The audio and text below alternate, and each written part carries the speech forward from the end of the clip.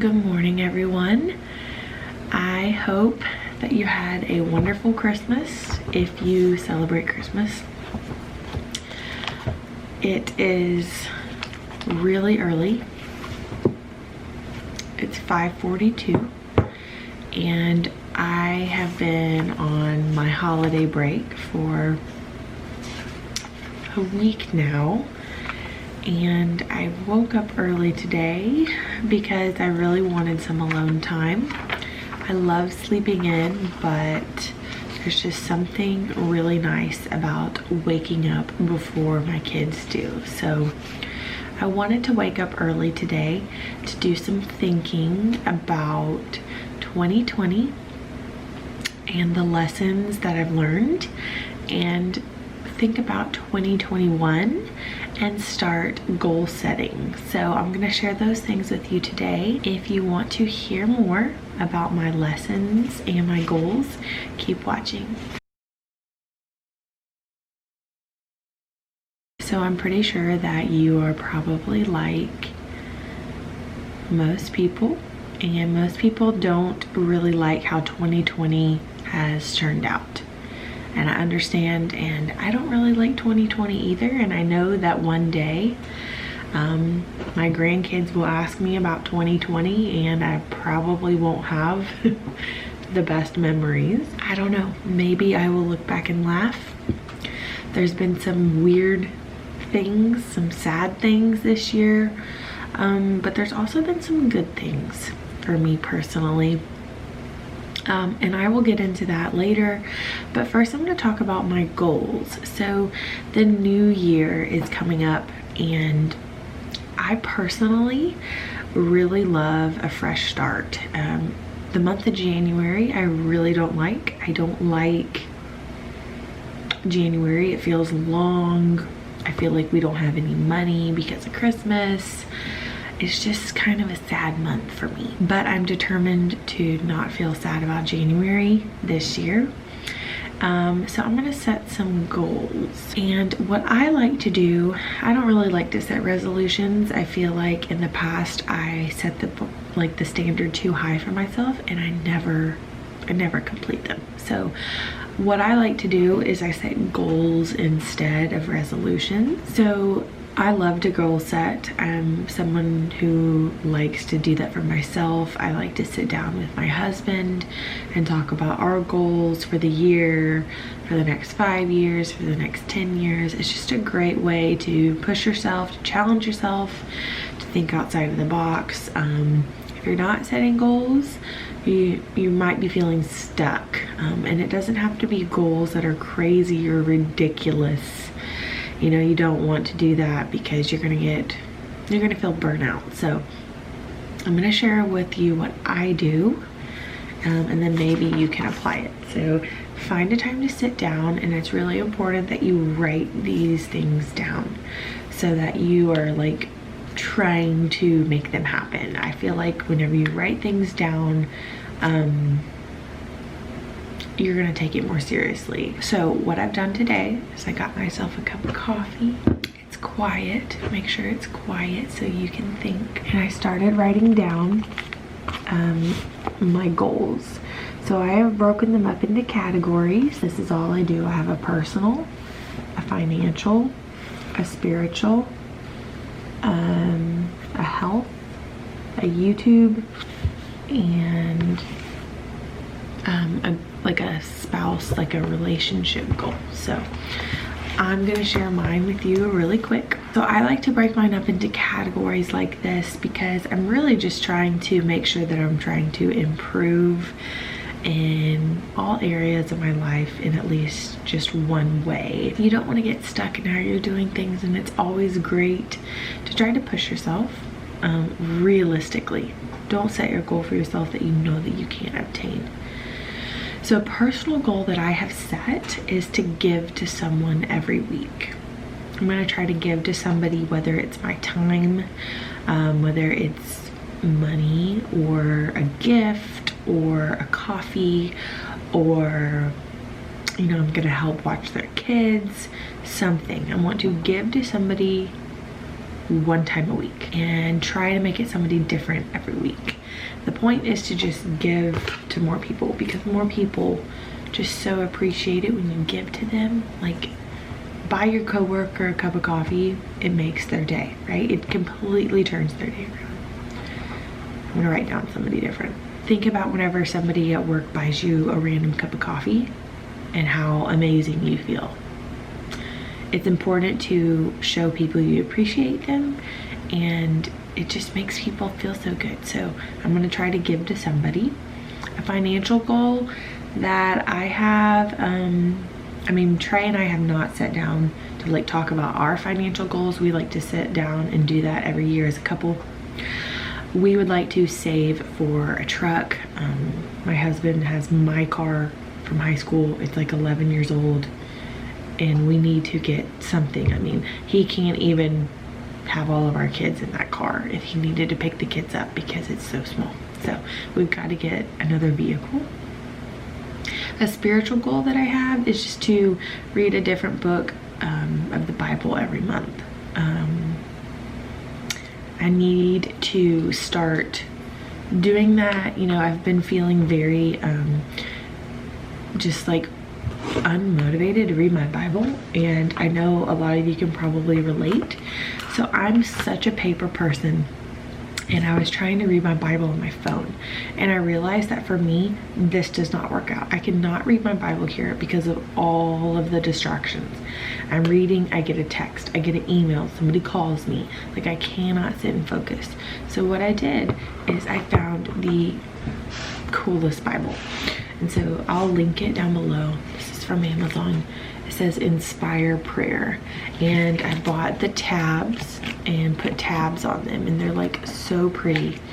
But this is like a prayer Bible, and it's like a color Bible too, so you can read. It's got spots on the side that are blank for you to write your prayers and what's on your heart, and then if you want to, you can color.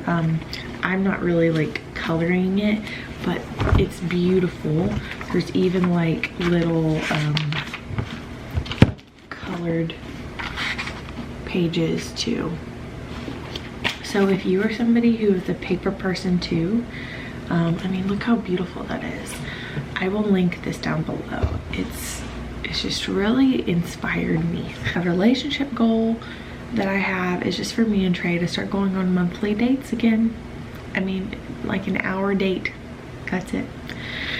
Even if it's just an at-home date, that's fine, but we like never do that, and it's important to date your spouse, and so we've got to start doing that.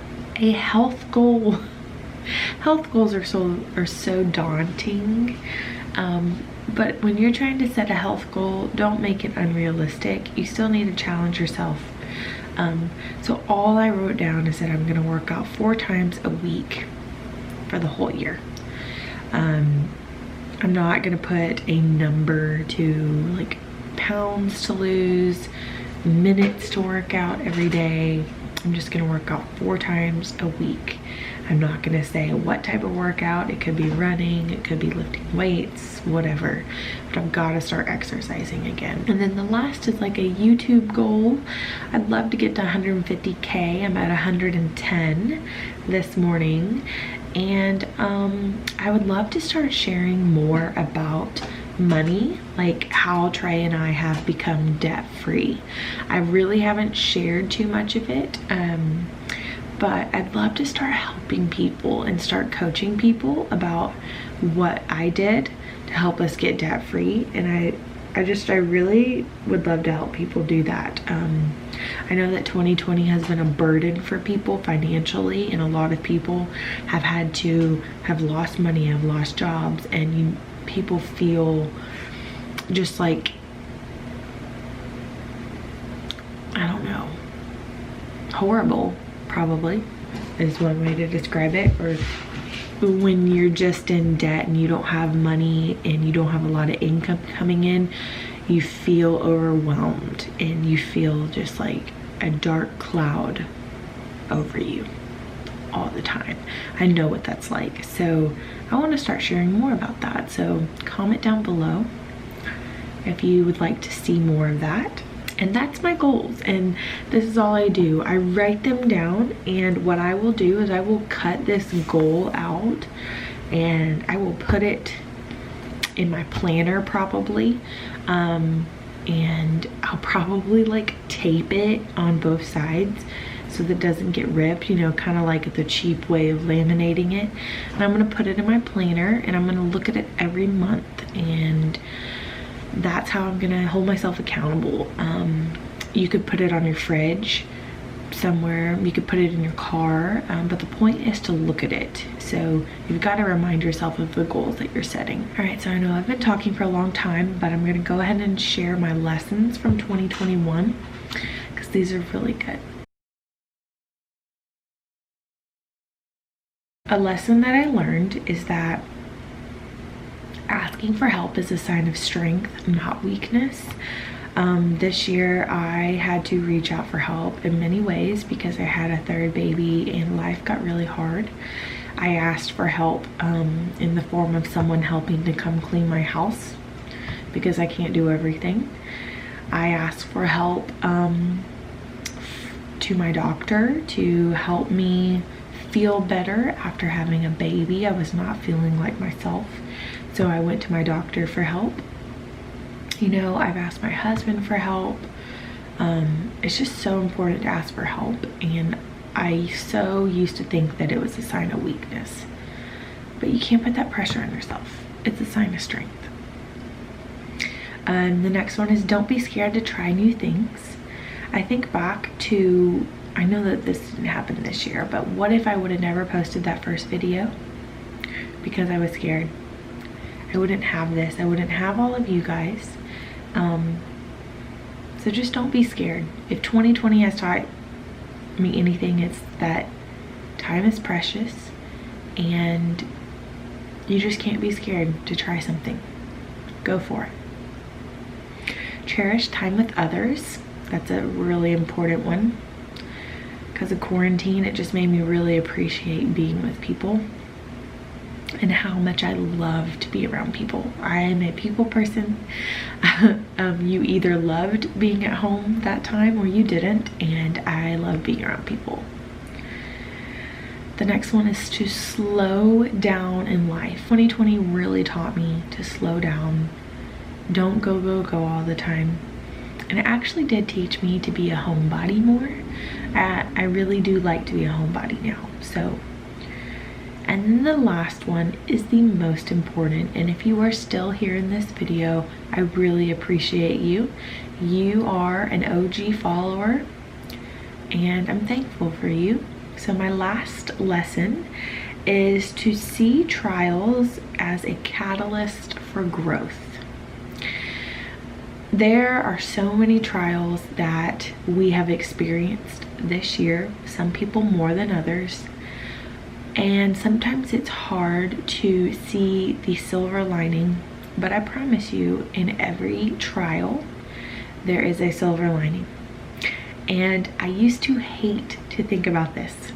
Anytime I would go through something hard, or my husband and I would go through something hard, he would always like be positive.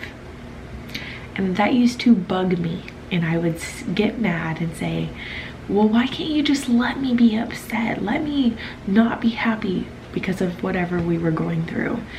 And I think that's totally important. If you've had some hard times, you need to process and grieve and be upset. It's okay. But whenever you are ready, look through another lens and see the growth that you were having because of that hard time. Okay? I think that everyone can learn and improve from a hard time, and that it's important to see it as growth.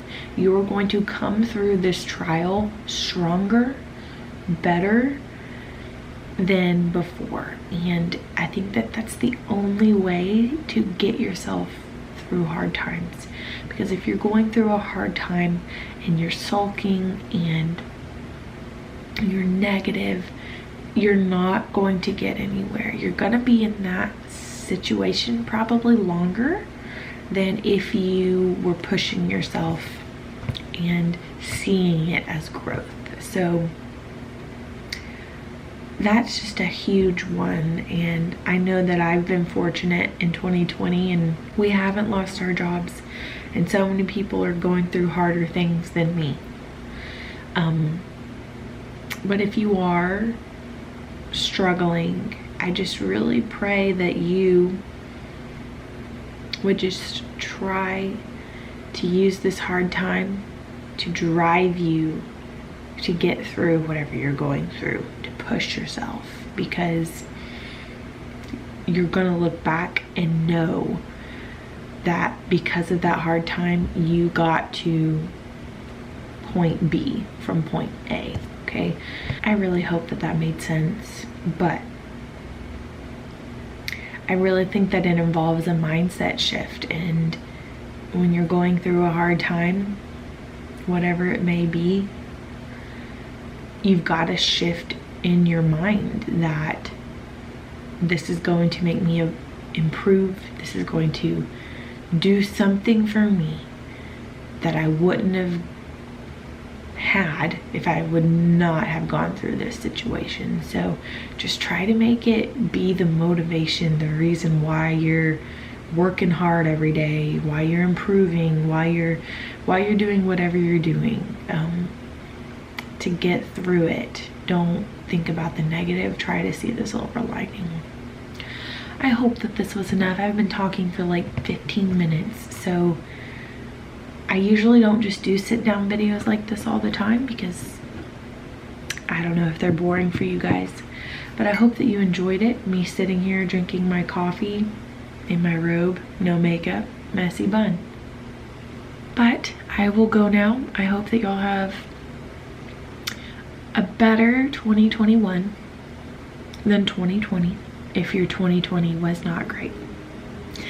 So remember, whenever you are thinking about 2021, if you're goal setting, don't make them unrealistic. Make them things that you can really try to obtain. Categorize your goals so that you are able to think about them clearly and to bring them around with you throughout your year, whether that's on your fridge, your car, your desk, your planner. So I will see y'all again in a couple of days. On Sunday, I'm going to be posting another $5 dinners video for you guys, so stay tuned for that. Have a happy new year, everybody. Bye-bye.